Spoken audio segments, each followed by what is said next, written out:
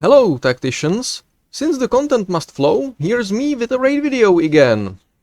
And because Ahriman is finally outperforming Thaddeus in my Neurothrope team, I've got an updated version of Mortarion's Hillock map for you today, at the legendary 4 difficulty. The strat is a little RNG dependent, with the 10% chance to spawn Paxwalkers from your casualties, of which there will be quite a few, but such is the woes of having RNG mechanics in thinking games. At least Mortarion's behavioral patterns make him predictable, which makes for a good puzzle boss fight, and Snowprint should design bosses like that rather than the nonsense that is Magnus and Call.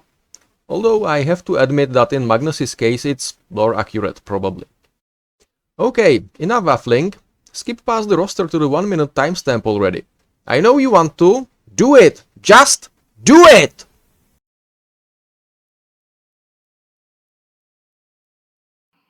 Take advantage of Morty's first and third action in each fight being the lantern, and him trying to catch as many targets as possible in the cloud.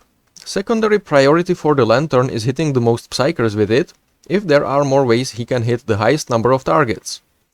And prepare a bait for him in the east, consisting of Eldrion, Abraxas and a Spore. Having one of the three at the far edge of Morty's potential lantern AoE ensures he will move exactly the same way 100% of the time. I used the Spore for that in this run, but it's slightly better to instead put Abraxas on the wires and the Spore 1 hex further north, so it will actually attack Magnus and die on your next turn, dealing damage and letting you kill the potential Paxwalker with the Psyker splashes for free. Eldrion is already at the right distance from Magnus, but you may want to move him first to also debuff the potential Paxwalker from the Spore. At any rate, start by using Neurothrope active on Magnus to get 2 stacks of the Parasite right away. Then attack him with Ahriman to get his buff going as well. Then attack with Eldrion and keep the Abraxas summons for last to lower the chance of getting Paxwalkers.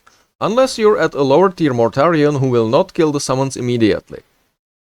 Finally, hide Yazagor and drop a Spore north of Mortarion, but on the hex southeast of the one shown in this run, which may help you if you get Paxwalkers on Morty's turn.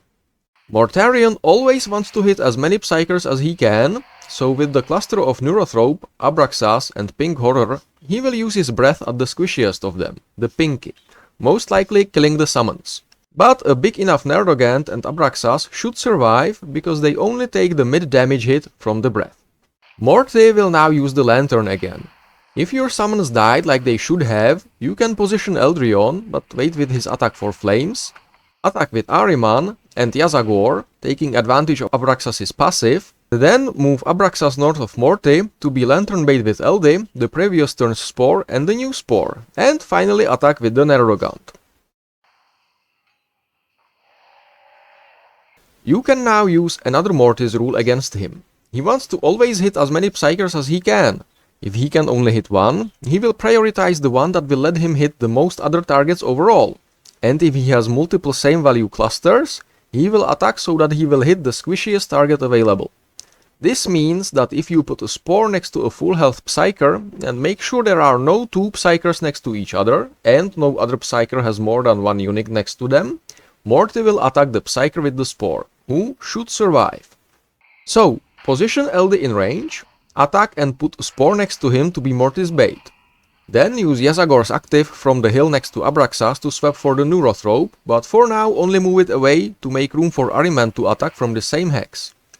Then move Abraxas next to Yazagor and attack with him.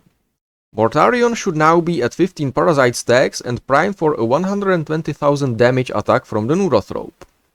Morty took the bait and ineffectively attacked Eldrion. On this turn, move Eldrion closer to the hill and attack. Next, attack with Yazagor and use Ahriman's active from where he is. Without Abraxas' passive buff, it will be stronger than Ahriman's normal attack. Next, attack with Abraxas, which should be safe to do from the high ground where he is now, but I decided to play it extra safe and seclude him to the low ground. Then attack with the Neurothrope for big damages and finally drop a Spore next to the full health Ahriman, turning him into bait. The final turn. Make sure Eldrion is in position, then try to set a new fire under Morty with Abraxas' melee from the high ground, If Morty fully blocks the damage, no fire will be set. Then attack with Ahriman and Yazagor from next to Abraxas and with the Neurothrope. And depending on your Eldrion's actives level, use it now from the high ground or never. So, that was a run with a few minor mistakes but perfect RNG, and now let me show you the following one where I wanted to fix the little mistakes and got a differently perfect RNG.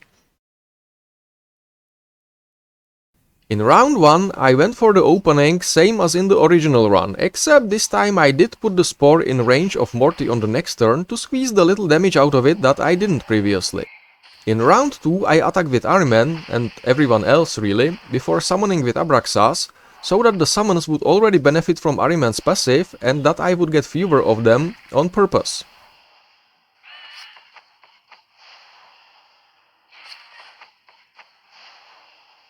Morty did the same thing as before, but this time he got a Paxwalker out of it and failed to overkill my Pinky, who split into two blue horrors who decide to be in the way as best as they can.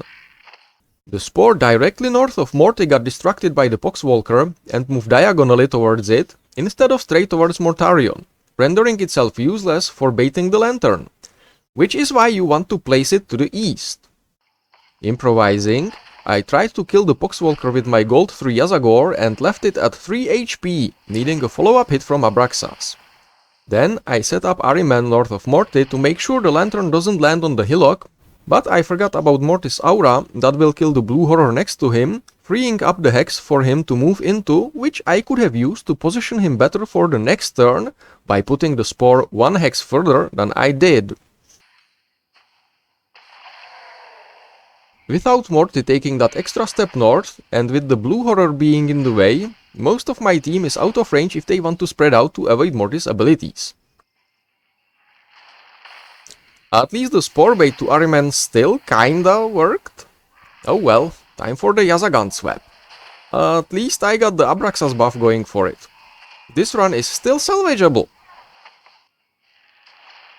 So, of course, Morty got the Paxwalker out of the blue horror, giving my Neurothrope close quarters weakness and blocking the use of high grind for Abraxas and Yazagor. Kurva, prdel, mrdel! And despite the RNG not playing nice in this run, I finished with solid 330k damage.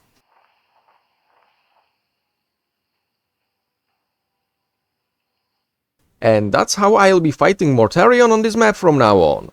I hope you found this video useful or entertaining, and I'll see you around, Tactician.